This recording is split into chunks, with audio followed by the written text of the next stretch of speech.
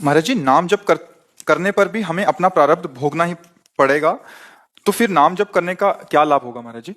अगर हम डॉक्टर के पास गए और फिर भी रोग ठीक ना हो, अर्थात कर्म बंधन ना मिटे, तो फिर नाम जप का कैसे लाभ महाराज जी, हमको रोग समझना तो चाहते एक तात्कालिक, एक ही शरीर को नष्ट करने वाला विषय होता है, लेकिन ये भवरोग ना अनंत जन्मों का हिसाब जो रखा हुआ है, वो इसके लिए थोड़ा ज्ञान की जरूरत है। अगर नहीं जानोगे तो फिर ये जो शरीर हमारा मिला है, ये दो प्रकार के कर्म को मिश्रित करके दिया गया है, शुभ और अशुभ।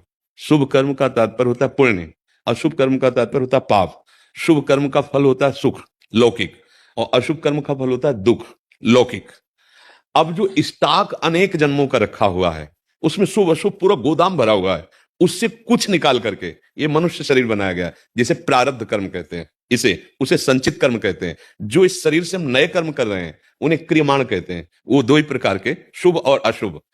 अब इस कर्म जाल से मुक्त होने के लिए न तुम्हारा कोई पुण्य काम करेगा और न तुम्हारा कोई तीर्थाटन काम करेगा।